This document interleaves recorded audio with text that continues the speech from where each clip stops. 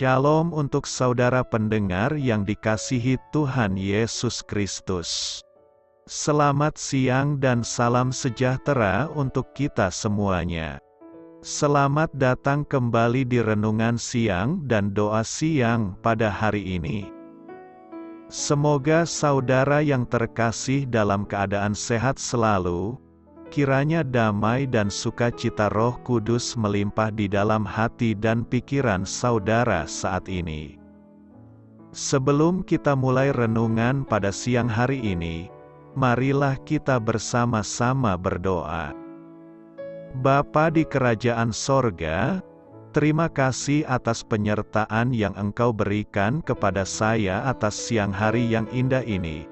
Terima kasih telah memberi saya kesempatan untuk selalu dapat bersyukur atas segala pekerjaan yang aku kerjakan. Maka dari itu, saya mohon sertailah selalu diri ini sepanjang hari ini. Terima kasih atas berkat Tuhan hingga saat ini aku masih bisa merasakan kebaikan Tuhan dan buatlah agar bibirku selalu mengucap syukur kepadamu. Tuhan Yesus Kristus, terima kasih pada saat ini saya masih bisa bekerja. Tuhan, saat ini saya akan memulai pekerjaan saya. Berkatilah pekerjaan ini dan sertailah sepanjang saya selama bekerja pada hari ini, agar menjadi berkat bagiku, bagi keluargaku dan juga tempat saya bekerja. Berkati seluruhnya di siang hari ini agar berjalan dengan baik dan menjadi berkat untuk kami jalani bersama dengan anak Tuhan yang lainnya. Dalam nama Tuhan Yesus, aku berdoa. Amin. Sahabat saudara rohani, pembacaan ayat emas Alkitab renungan kita siang hari ini. Nats bacaan kita siang hari ini adalah, setiap orang yang meminta, menerima dan setiap orang yang mencari, mendapat dan setiap orang yang mengetuk, baginya pintu dibukakan. Tertulis di dalam kitab Lukas 11 ayat 10, judul renungan kita hari ini adalah, Tetap berdoa. Bacaan kita pada siang ini terambil dari kitab Lukas 11 ayat 5 sampai dengan ayat 13. Lalu katanya kepada mereka, jika seorang di antara kamu pada tengah malam pergi ke rumah seorang sahabatnya dan berkata kepadanya, Saudara, pinjamkanlah kepadaku 3 roti. Sebab seorang sahabatku yang sedang berada dalam perjalanan singgah ke rumahku dan aku tidak mempunyai apa-apa untuk dihidangkan kepadanya. Masakan ia yang di dalam rumah itu akan menjawab, Jangan mengganggu aku, pintu sudah tertutup dan aku serta anak-anakku sudah tidur. Aku tidak dapat bangun dan memberikannya kepada saudara. Aku berkata kepadamu, sekalipun ia tidak mau bangun dan memberikannya kepadanya karena orang itu adalah sahabatnya, namun karena sikapnya yang tidak malu itu, ia akan bangun juga dan memberikan kepadanya apa yang diperlukannya. Oleh karena itu aku berkata kepadamu, mintalah, maka akan diberikan kepadamu, carilah, maka kamu akan mendapat, ketoklah, maka pintu akan dibukakan bagimu. Karena setiap orang yang meminta, menerima dan setiap orang yang mencari, mendapat dan setiap orang yang mengetok, baginya pintu dibukakan. Bapa manakah di antara kamu, jika anaknya minta ikan daripadanya, akan memberikan ular kepada anaknya itu ganti ikan? Atau, jika ia minta telur, akan memberikan kepadanya kalajengking? Jadi jika kamu yang jahat tahu memberi pemberian yang baik kepada anak-anakmu, apalagi Bapamu yang di sorga, Ia akan memberikan Roh Kudus kepada mereka yang meminta kepadanya. Ayat di atas terambil dari kitab Lukas 11 ayat 5 sampai dengan ayat 13. Kata bijak Alkitab hari ini adalah, Allah dapat mengabaikan permintaan kita, tetapi Dia tidak akan pernah mengecewakan keyakinan kita. Mari kita mulai renungan siang kita. Baiklah, mari kita mulai segmen kisah inspiratif. Cerita renungan siang kita hari ini adalah, kami berdoa, terkadang dalam suasana hening, terkadang dengan bersuara. Kami berdoa selama lebih dari 17 tahun. Kami berdoa memohon kesehatan dan bimbingan bagi putri kami, Melissa, untuk keselamatannya, dan kerap kali supaya ia selalu dilindungi. Saat mendoakan anak-anak kami yang lain, kami meminta Allah memelihara Melissa. Ketika Melissa beranjak remaja, kami bahkan lebih tekun berdoa agar Dia melindunginya dari segala yang jahat, agar Dia mengawasi tatkala Melissa dan teman-temannya pergi mengendarai mobil. Kami berdoa, "Ya Allah, lindungilah Melissa." Lalu apa yang terjadi? Tidakkah Allah memahami betapa menyakitkan kehilangan gadis cantik yang memiliki banyak potensi untuk melayani Dia dan sesama? Tidakkah Allah melihat mobil lain yang melintas pada malam musim semi yang hangat itu? Kami telah berdoa, tetapi Melissa tetap meninggal dunia. Bagaimana sekarang? Apakah kami berhenti berdoa? Apakah kami marah kepada Allah? Apakah kami berusaha dengan kekuatan kami sendiri? Tentu tidak. Saat ini justru doa menjadi lebih penting bagi kami. Allah, Tuhan yang Maha Kuasa dan yang melampaui pemahaman kami, masih memegang kendali. Perintahnya supaya kami berdoa masih berlaku. Kerinduannya untuk mendengarkan kami masih nyata. Iman bukanlah menuntut apa yang kami inginkan, melainkan mempercayai kebaikan Allah di balik tragedi hidup. Kami berduka, kami berdoa, kami tetap berdoa. Aku tidak mempertanyakan sarana atau cara Allah, atau bagaimana Dia memakai waktu atau masa untuk menjawab setiap seruan atau doa. Aku tahu, entah bagaimana, Dia pasti menjawabnya. Meminta, mencari dan mengetok. Lukas 11 ayat 10 berkata, karena setiap orang yang meminta, menerima, dan setiap orang yang mencari, mendapat, dan setiap orang yang mengetok, baginya pintu dibukakan. Meminta, mencari dan mengetok adalah tiga kata kerja yang menjadi bagian dari kehidupan manusia. Saat kita membutuhkan sesuatu, maka kita tentu akan meminta maupun mencari sampai dapat. Persoalannya sekarang adalah kepada siapakah kita menunjukkan ketiga hal ini. Secara teks, ketiga hal ini ditujukan kepada Tuhan Yesus. Manusia diajar agar meminta, mencari dan mengetok hati Yesus untuk menolong dan menjawab kebutuhan kita. Inti dari nas hari ini sebenarnya adalah komunikasi dengan Tuhan. Jika komunikasi kita dengan Tuhan baik dan lancar, maka Tuhan pun akan memberikan kebutuhan kita, dan kita pun akan menemukan apa yang kita butuhkan karena Tuhan sudah membuka jalan bagi kita. Melalui nas hari ini, kita hendak belajar berkomunikasi yang baik dengan Tuhan agar apa yang menjadi kebutuhan kita dapat dipenuhinya sesuai dengan waktunya Tuhan. Ada beberapa hal yang perlu kita pahami dan ketahui saat kita berkomunikasi dengan Tuhan agar Tuhan menjawab permintaan kita, yakni, pertama, soal permintaan kita. Ketika kita memerlukan pertolongan, kita pasti datang kepada seseorang yang dapat menolong kita, bukan pada orang yang tidak mampu.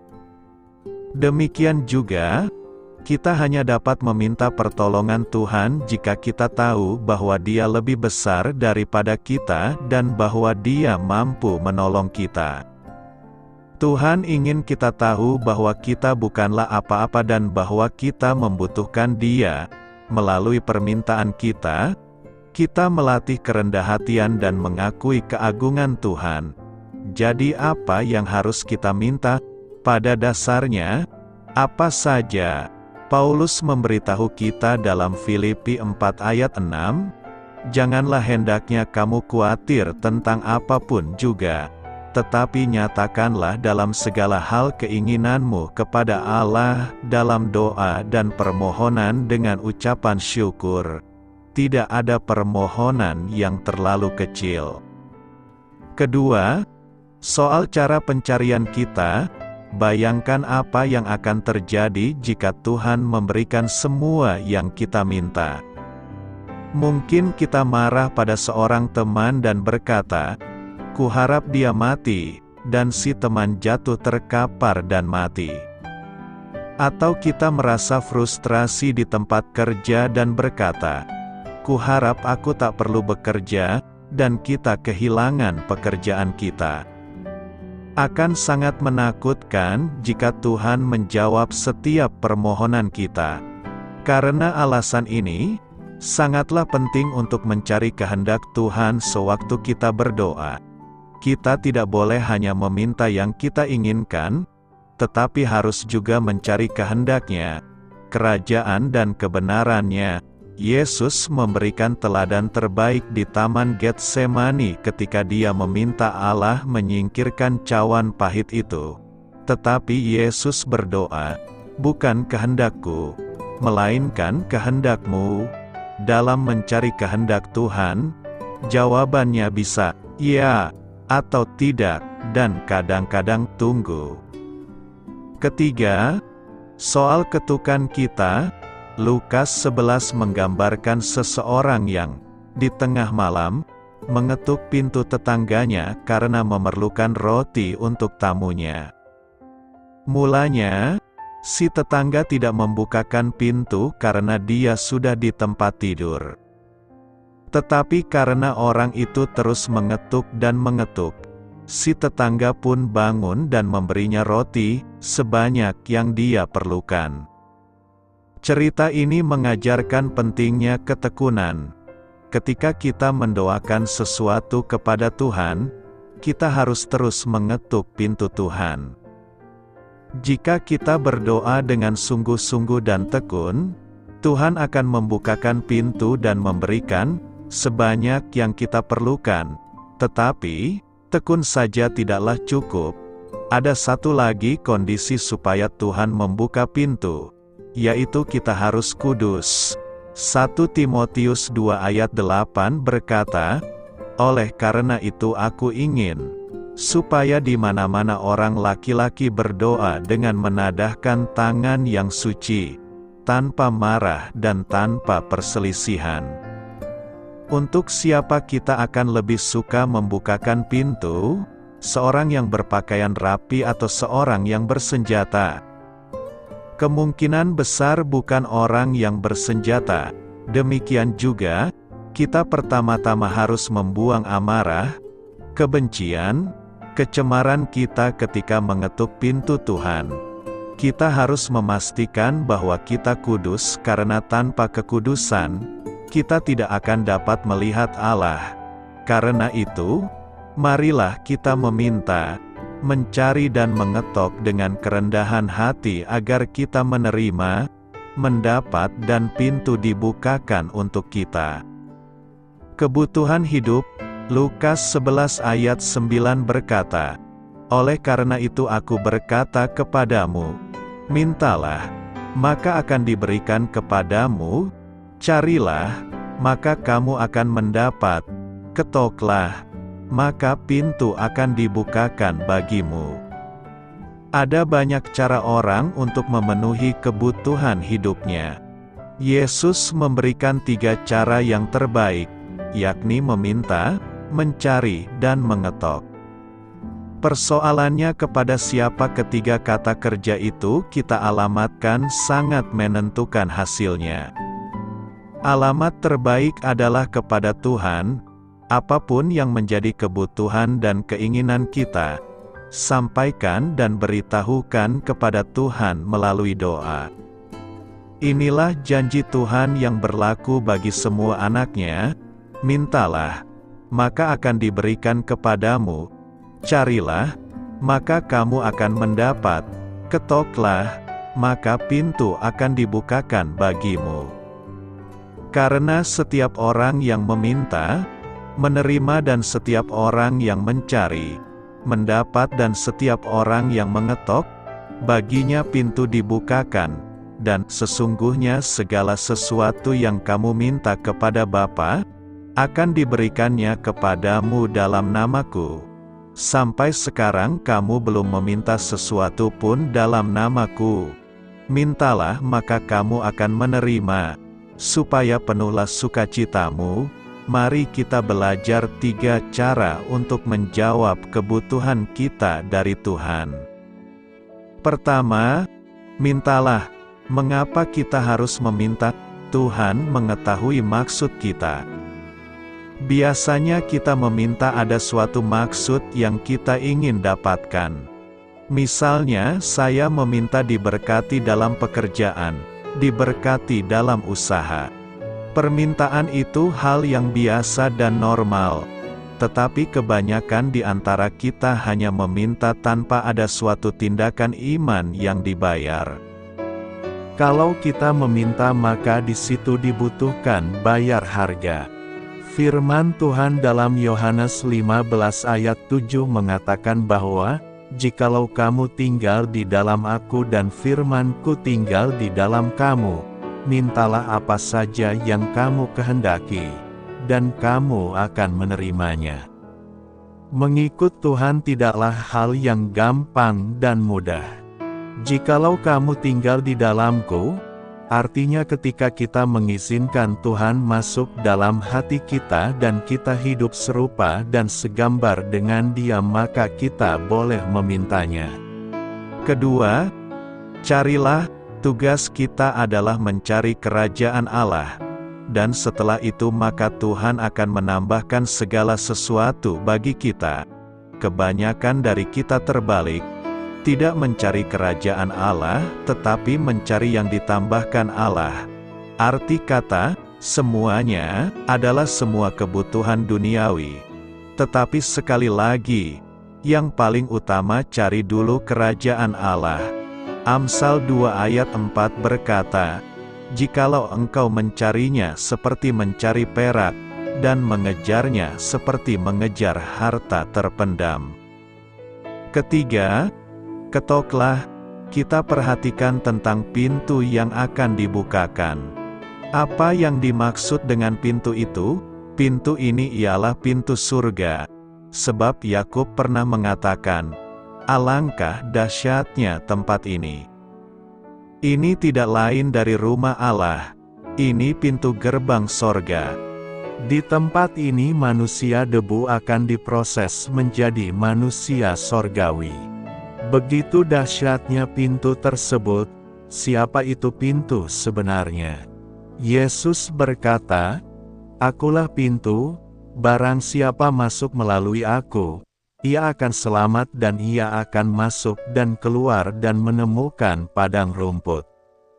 Pintu adalah Yesus. Dalam tabernakel pintu yang pertama disebut pintu gerbang yang artinya percaya, beriman. Dan pintu merupakan suatu tempat peralihan dari kerajaan dunia masuk ke dalam kerajaan surga. Jangan menjadi Kristen tetapi di luar pintu. Artinya mendengar firman tetapi tidak mau mengetok pintu, tidak mau beralih ke kerajaan surga, tidak percaya firman Tuhan. Sehingga dari tahun ke tahun kehidupan tersebut tidak ada perubahan dalam hidupnya.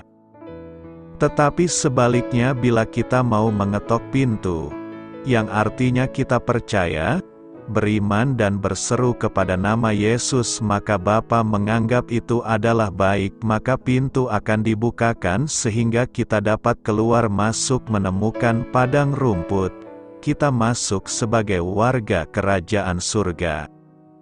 Selama masih ada kesempatan, mari kita mengetok pintu. Jangan sampai sudah bertahun-tahun mendengar firman Tuhan dan melayani Tuhan, makan tubuh dan darah Tuhan, namun tidak ada perubahan dalam hidup kita. Sebab nanti ada saatnya pintu tidak akan terbuka. Karena itu, marilah kita memenuhi kebutuhan kita dengan cara Allah agar hidup kita semakin berbahagia. Apa kata Alkitab mengenai ketidakinginan untuk berdoa? Doa adalah sumber kekuatan perjalanan rohani orang Kristen dengan Allah. Doa menghubungkan kita dengan Allah. Doa adalah cara yang aktif untuk mengasihi dan berhubungan dengan orang lain. Dan doa meluangkan tempat dalam hati sang pendoa untuk mendengar koreksi Allah. Alkitab menasehati kita untuk tetaplah berdoa, sehingga sikap yang bermalas-malasan berdoa adalah dosa. Apapun yang menghambat hubungan kita dengan Allah atau yang menggiring kita pada pengandalan diri adalah kesalahan. Kita dapat menganggap tindakan Adam dan Hawa dalam Kejadian pasal 3 sebagai ketidakinginan berdoa. Mereka makan dari pohon pengetahuan baik dan jahat dan menjadi malu berkomunikasi dengan Tuhan ketika Ia datang menjenguk mereka di taman. Oleh karena dosa mereka, hubungan mereka dengan Allah terputus. Komunikasi mereka dengannya terhambat. Ketidakinginan Adam dan Hawa itu berdosa, dan disebabkan pula oleh dosa. Apakah Anda dapat membayangkan seseorang berkata dia teman terdekat Anda namun tidak pernah berbicara dengan Anda? Hubungan tersebut, jika betul-betul ada, tentunya merenggang. Sama halnya hubungan dengan Allah seperti itu akan gersang dan tidak menyenangkan tanpa adanya komunikasi. Ketidakinginan berdoa berbalikan dengan hubungan yang baik dengan Allah. Umat Allah mempunyai keinginan yang alami untuk berkomunikasi dengan Tuhan mereka. Tuhan, pada waktu pagi Engkau mendengar seruanku. Pada waktu pagi aku mengatur persembahan bagimu, dan aku menunggu-nunggu. Perintah Alkitab untuk berdoa diikuti oleh janji-janji yang indah. Tuhan dekat pada setiap orang yang berseru kepadanya, pada setiap orang yang berseru kepadanya dalam kesetiaan. Kristus adalah teladan terbaik akan gaya hidup yang berdoa. Ia adalah seorang pendoa dan Ia mengajar pengikutnya untuk berdoa. Jika anak manusia menganggap dirinya perlu berdoa, bagaimana lagi dengan kita? Ketidakinginan berdoa mengabaikan karunia perantaraan yang telah dipercayakan pada kita. Kita dipanggil untuk mendoakan saudara-saudari kita di dalam Kristus. Paulus sering meminta doa umat Allah bagi dirinya, dan ia juga setia dalam mendoakan mereka. Nabi Samuel menganggap doa bagi umat Israel sebagai bagian yang penting dalam pelayanannya. Mengenai aku, jauhlah daripadaku untuk berdosa kepada Tuhan dengan berhenti mendoakan kamu. Aku akan mengajarkan kepadamu jalan yang baik dan lurus. Menurut Samuel, keengganan berdoa adalah dosa. Ketidakinginan berdoa bertentangan dengan perintah Allah untuk mengasihi orang lain. Dan kita tidak sebatas mendoakan orang yang layak didoakan saja. Pertama-tama aku menasihatkan, naikkanlah permohonan, doa syafaat dan ucapan syukur untuk semua orang. Yesus memerintah supaya kita mendoakan orang yang menganiaya kita. Inilah pesan Kristus, yakni mengasihi dan mengangkat semua orang dalam doa, bahkan mereka yang sulit dikasihi. Doa meluangkan tempat untuk mendengar koreksi Allah. Ketidakinginan berdoa mengurangi kemampuan kita untuk mendengar Kristus ketika Ia membisikkan saran atau tuduhan pada roh kita. Ibrani 12 ayat 2 mengingatkan kita bahwa Kristus adalah yang membangkitkan iman kita dan memeliharanya dari permulaan sampai akhir, tanpa berdiamnya rohnya di dalam hati kita. Maka kita akan tersesat di jalan yang sulit karena mengikuti pertimbangan pribadi kita. Ketika kita mendoakan supaya kehendak Allah terjadi di bumi seperti di sorga, menyimpangnya kehendak kita akan segera terungkap. Matius 26 ayat 41 juga memberi kita peringatan lain. Berjaga-jagalah dan berdoalah, supaya kamu jangan jatuh ke dalam pencobaan. Ketidakinginan berdoa membutakan hati kita akan godaan yang mengepung dan semakin menjerumuskan kita ke dalam dosa. Hikmat kita hanya berkembang melalui penerangan dan arahan Roh Kudus, dan hanya melalui kuasa Roh Kudus dapatkah doa kita menjadi efektif. Doa adalah tali kehidupan yang menghubungkan kita kepada Allah. Kristus mencerminkan hidup yang senantiasa berdoa dalam pelayanannya sehingga kita perlu mengikuti teladannya. Bagaimana saya bisa mengatasi dosa dalam kehidupan Kristen saya? Alkitab menyajikan beberapa sumber berbeda untuk membantu kita dalam upaya mengatasi dosa. Dalam hidup ini, kita tidak akan pernah bisa menang secara sempurna atas dosa. Namun hal itu harus tetap menjadi tujuan kita. Dengan pertolongan Allah, dan dengan mengikuti prinsip-prinsip firman-Nya, kita dapat secara bertahap mengatasi dosa dan menjadi semakin serupa dengan Kristus. Sumber pertama yang disebutkan dalam Alkitab dalam upaya kita mengalahkan dosa adalah Roh Kudus. Tuhan telah memberikan Roh Kudus kepada kita agar kita bisa menang dalam kehidupan Kristen. Tuhan membandingkan perbuatan daging dengan buah roh dalam Galatia 5 ayat 16-25. Dalam ayat itu kita dipanggil untuk berjalan di dalam roh. Semua orang percaya sudah memiliki Roh Kudus. Namun ayat ini memberitahu kita bahwa kita perlu berjalan di dalam roh. Menyerah pada kendalinya. Ini berarti memilih untuk secara konsisten mengikuti bisikan Roh Kudus dalam hidup kita daripada mengikuti kedagingan. Perbedaan yang dapat dibuat oleh Roh Kudus ditunjukkan dalam kehidupan Petrus, yang sebelum dipenuhi dengan Roh Kudus, menyangkal Yesus sebanyak 3 kali dan hal ini terjadi setelah dia berkata bahwa dia akan mengikuti Kristus sampai mati. Setelah dipenuhi dengan roh, dia berbicara secara terbuka dan tegas kepada orang-orang Yahudi pada hari Pentakosta.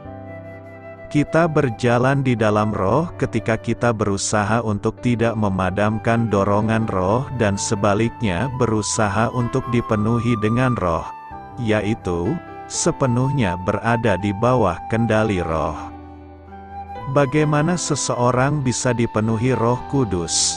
Jika dosa adalah hal yang mendukakan roh dan menghalangi pemenuhan Roh Kudus, maka ketaatan kepada Allah adalah cara untuk mempertahankan kepenuhan roh.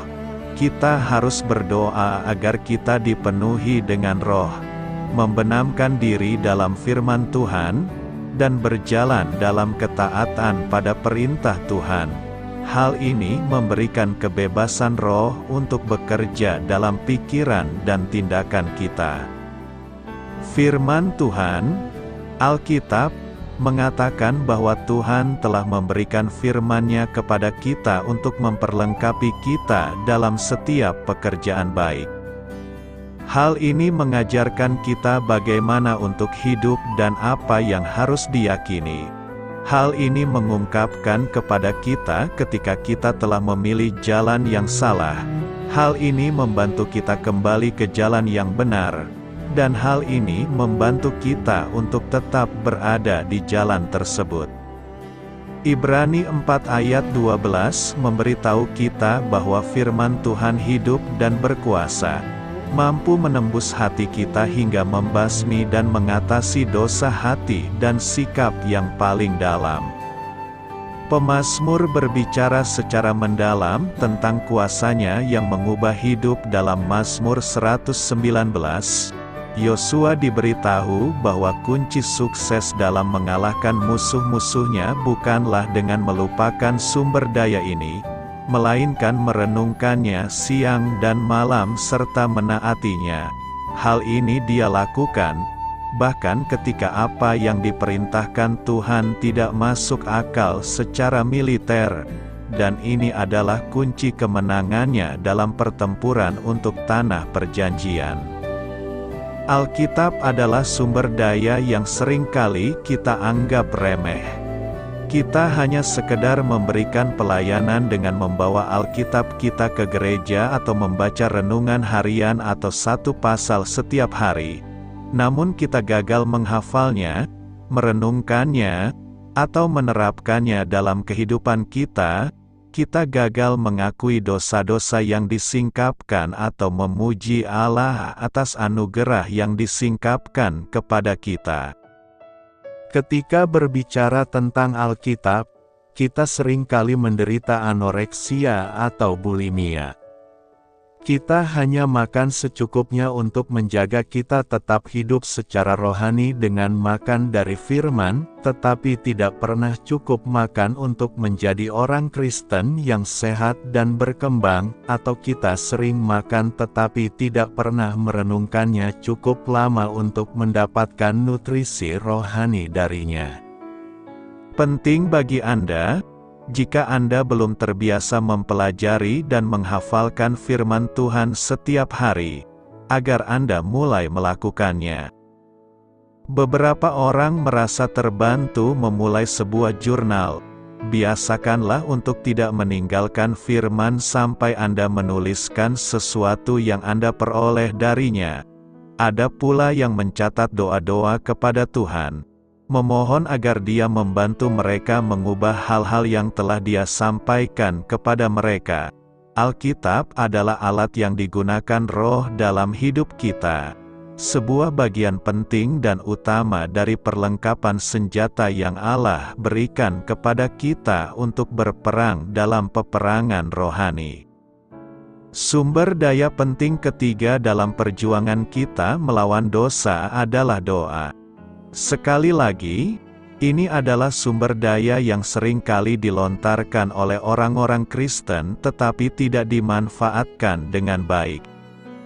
Kita mengadakan pertemuan doa, waktu berdoa, namun kita tidak menggunakan doa dengan cara yang sama seperti gereja mula-mula. Paulus berulang kali menyebutkan bagaimana dia berdoa bagi orang-orang yang dia layani. Allah telah memberi kita janji-janji indah mengenai doa, dan Paulus memasukkan doa dalam bacaannya tentang persiapan menghadapi tantangan rohani, pertempuran. Seberapa pentingkah doa untuk mengatasi dosa dalam hidup kita? Kita memiliki perkataan Kristus kepada Petrus di Taman Getsemani, tepat sebelum penyangkalan Petrus. Saat Yesus berdoa, Petrus sedang tidur. Yesus membangunkannya dan berkata, "Berjaga-jagalah dan berdoalah agar kamu tidak jatuh ke dalam pencobaan." Roh memang penurut, tetapi tubuh lemah. Kita, seperti Petrus, ingin melakukan apa yang benar namun tidak menemukan kekuatan. Kita perlu mengikuti nasihat Tuhan untuk terus mencari, terus mengetuk, terus meminta, dan Dia akan memberi kita kekuatan yang kita perlukan. Doa bukanlah formula ajaib, Doa hanyalah mengakui keterbatasan kita dan kuasa Tuhan yang tidak ada habisnya dan meminta kekuatan kepadanya untuk melakukan apa yang Dia ingin kita lakukan, bukan apa yang ingin kita lakukan. Sumber daya keempat dalam peperangan kita untuk menaklukkan dosa adalah gereja, persekutuan orang percaya lainnya. Ketika Yesus mengutus murid-muridnya keluar, Dia mengutus mereka berdua-dua. Para misionaris dalam Kisah Para Rasul tidak keluar satu persatu, namun dalam kelompok yang terdiri dari 2 orang atau lebih. Alkitab memerintahkan kita untuk tidak meninggalkan pertemuan-pertemuan ibadah, tetapi menggunakan waktu itu untuk saling menguatkan dalam kasih dan perbuatan baik. Ini memberitahu kita untuk mengakui kesalahan kita satu sama lain.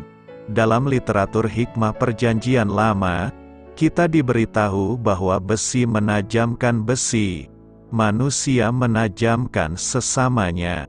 Ada kekuatan dalam jumlah. Banyak orang Kristen mendapati bahwa memiliki rekan yang bertanggung jawab dapat memberikan manfaat yang sangat besar dalam mengatasi dosa-dosa yang membandel. Memiliki orang lain yang dapat berbicara dengan Anda, berdoa bersama Anda, menyemangati Anda, dan bahkan menegur Anda adalah hal yang sangat berharga. Pencobaan adalah hal biasa bagi kita semua. Memiliki mitra akuntabilitas atau kelompok akuntabilitas dapat memberi kita dorongan dan motivasi terakhir yang kita perlukan untuk mengatasi dosa yang paling membandel sekalipun. Terkadang kemenangan atas dosa datang dengan cepat, di lain waktu, kemenangan datang lebih lambat. Tuhan telah berjanji bahwa ketika kita menggunakan sumber daya-Nya, Dia akan membawa perubahan secara bertahap dalam hidup kita. Kita dapat bertekun dalam upaya kita untuk mengalahkan dosa karena kita tahu bahwa Dia setia terhadap janji-janjinya. Pengajaran tentang doa, Lukas 11 ayat 13 berkata, "Jadi, jika kamu yang jahat tahu memberi pemberian yang baik kepada anak-anakmu, apalagi Bapamu yang di surga, Ia akan memberikan Roh Kudus kepada mereka yang meminta kepadanya." Nas hari ini merupakan pernyataan Yesus Kristus ketika Dia mengajarkan kepada murid-muridnya tentang doa.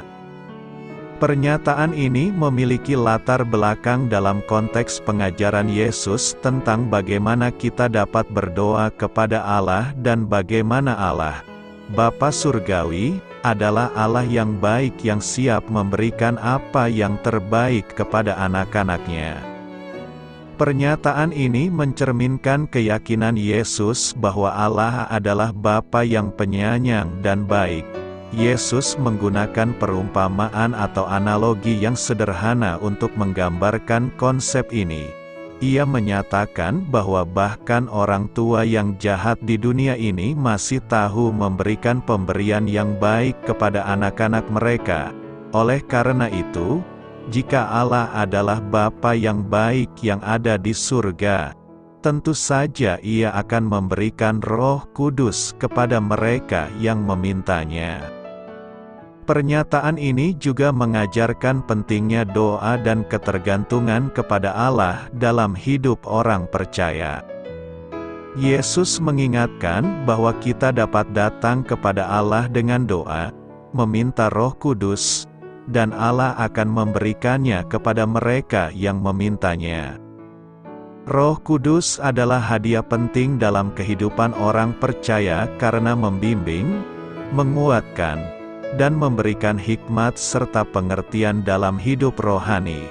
Jadi, latar belakang dari pernyataan ini adalah untuk menggambarkan sifat baik Allah sebagai Bapa Surgawi yang siap memberikan Roh Kudus kepada mereka yang mencarinya melalui doa, Ini adalah pengajaran penting tentang hubungan orang percaya dengan Allah dan pentingnya doa dalam kehidupan rohani. Apa yang hendak direnungkan dari nas hari ini? Nas hari ini mengandung beberapa pesan dan pelajaran yang dapat direnungkan. Pertama, sifat penyayang Allah. Pernyataan ini menekankan sifat penyayang Allah sebagai Bapa surgawi. Bahkan orang tua yang tidak sempurna di dunia ini tahu bagaimana memberikan hal-hal yang baik kepada anak-anak mereka. Oleh karena itu, kita dapat percaya bahwa Allah, yang adalah Bapa kita di surga, sangat lebih baik dan siap memberikan yang terbaik kepada anak-anaknya. Hal ini menekankan betapa Allah adalah penyayang, penuh kasih, dan siap memberikan apa yang kita butuhkan. Kedua, pentingnya doa. Yesus mengajarkan bahwa kita dapat datang kepada Allah dengan doa dan meminta Roh Kudus.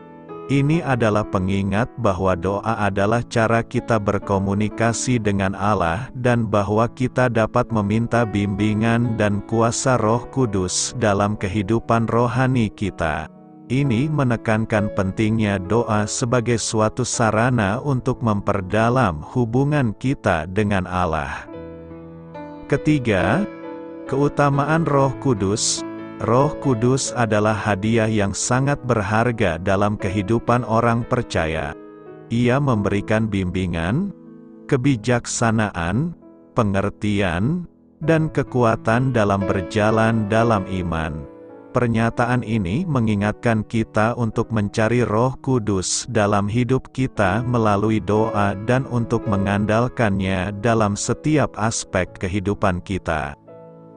Dengan merenungkan pernyataan ini, kita diingatkan akan kasih sayang Allah, pentingnya doa dalam hidup kita, dan keutamaan Roh Kudus. Karena itu, renungan ini hendak menguatkan keyakinan kita dalam Allah sebagai Bapa yang baik, yang selalu siap memberikan yang terbaik kepada anak-anaknya yang memintanya. Tuhan, dengarkanlah doaku. Saat ini kita akan membahas tema Tuhan. Dengarkanlah doaku. Tema ini erat kaitannya dengan Minggu Roget. Minggu Roget didasarkan pada salah satu isi surat kiriman Yeremia kepada orang-orang buangan di Babel.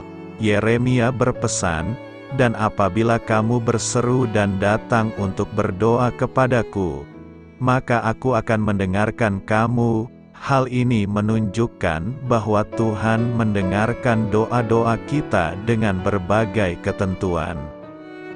Dalam perikop yang kita baca, ada permintaan para murid kepada Yesus untuk dikabulkan, yaitu meminta agar Yesus mengajar mereka untuk berdoa. Peristiwa ini terjadi di Yerusalem setelah kunjungan Yesus ke Betani. Para murid Yesus suatu menyampaikan sebuah permintaan kepada Yesus, "Tuhan, ajarlah kami berdoa." Para murid menyaksikan bahwa doa Yesus berbeda dengan doa para pemimpin rohani yang lain pada saat itu. Dan mereka berpikir bila mereka dapat berdoa seperti Yesus, memiliki roh suka berdoa seperti yang dimiliki oleh Yesus, tentu mereka akan menjadi seorang murid yang berhasil meningkatkan pelayanan mereka. Bagaimana dengan kita? Pernahkah kita menyampaikan permintaan seperti ini kepada Tuhan? "Tuhan, ajarlah kami berdoa."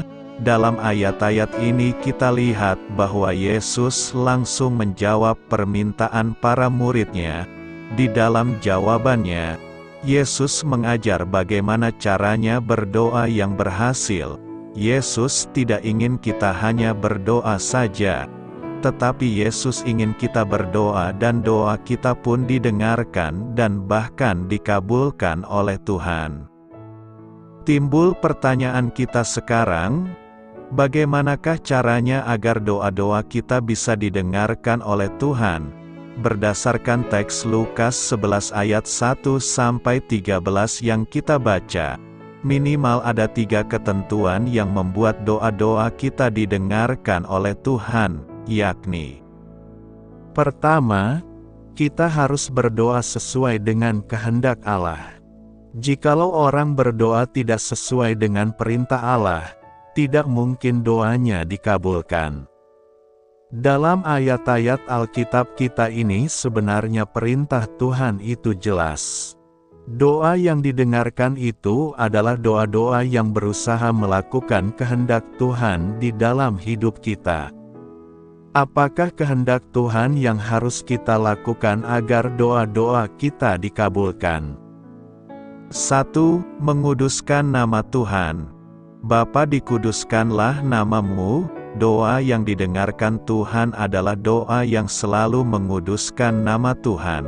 Menguduskan nama Tuhan bisa dilakukan dengan mengakui dan menghormati Tuhan sebagai Allah. 2. Berusaha menghadirkan kerajaan Allah dalam hidup kita.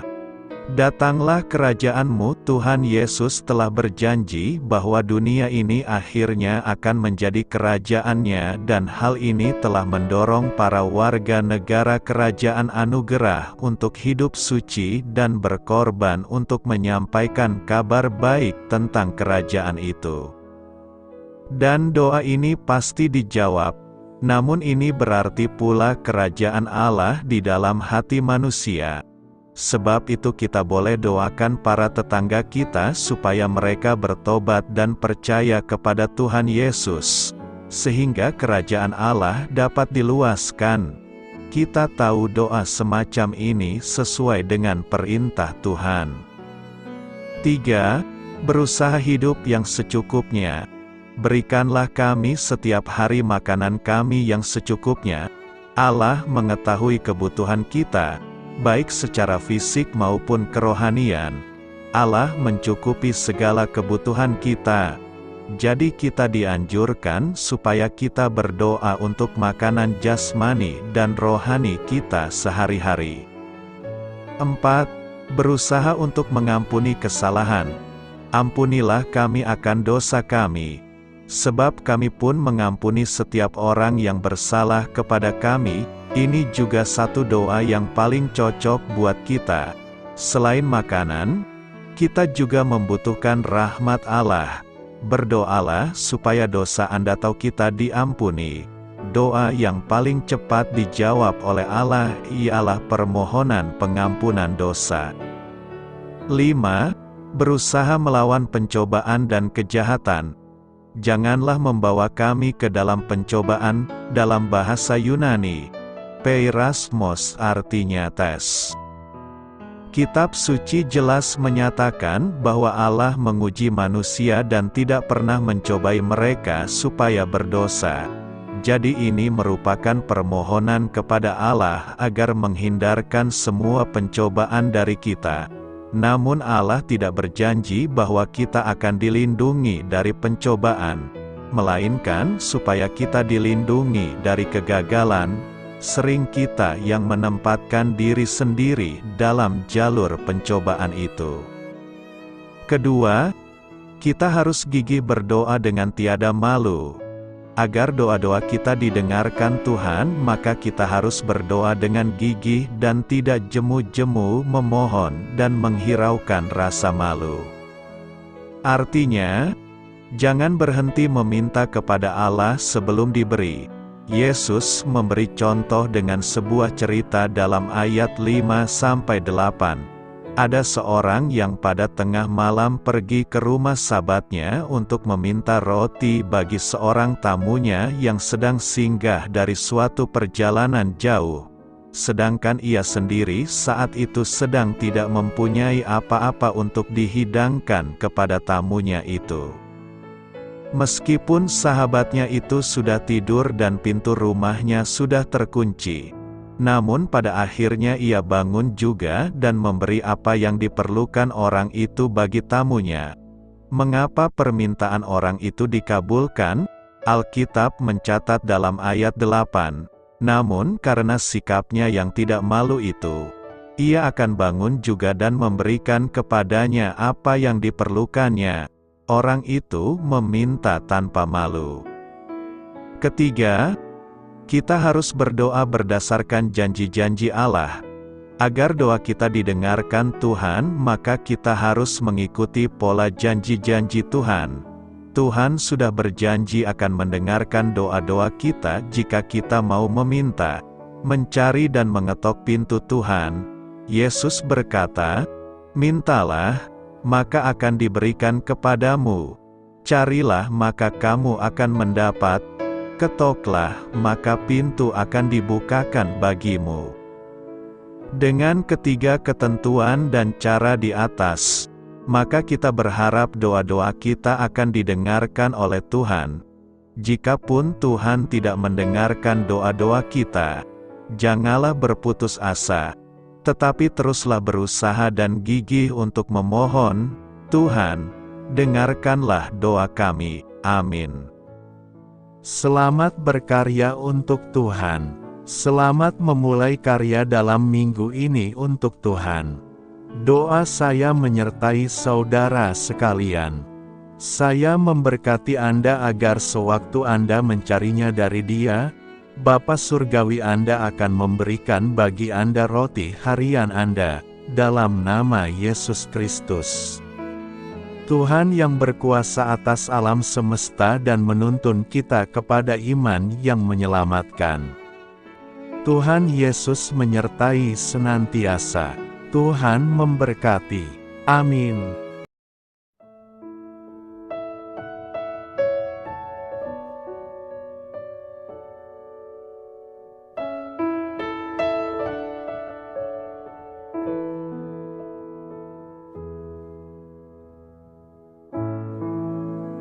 Demikianlah renungan firman Tuhan pada siang hari ini. Semoga menjadi kekuatan di dalam hidup kita dan menjadikan kita pribadi yang lebih sukses. Sebelum kita memulai aktivitas hari ini, marilah kita berdoa. Bapa kami yang ada di sorga, terima kasih atas kasih dan kebaikan Tuhan yang begitu besar buat kami. Tuntunlah perbuatanku agar di sepanjang hari ini saya bisa bekerja sebaik-baiknya, tidak pernah jemu menolong sesama, selalu ramah dan tahu terima kasih, menghayati iman dan mengamalkannya dengan sekuat tenagaku. Semua ini saya sampaikan kepadamu, dengan pengantaraan Kristus, Tuhan kami. Allah, Bapa kami bersyukur kepadamu, bahwa dengan bekerja kami boleh ambil bagian di dalam karya-Mu mensejahterakan dan membahagiakan umat manusia. Kami mohon bimbingan-Mu dalam melaksanakan pekerjaan kami hari ini. Bimbinglah kami agar sanggup bekerja dengan semangat kasih, dengan riang, rajin dan jujur. Terima kasih, Tuhan. Amin. Dalam nama Tuhan Yesus Kristus Tuhan dan Juru Selamat kami, Bapa kami yang baik, kami mengucap syukur dan berdoa. Amin. Biarlah firman Tuhan menjadi pengingat untuk kita semua, bahwa tuntunan dari Roh Kudus akan selalu memberi jalan keluar bagi setiap permasalahan hidup kita, dan memberi kedamaian di hati kita. Amin. Sampai jumpa di renungan siang saudara rohani berikutnya. Shalom.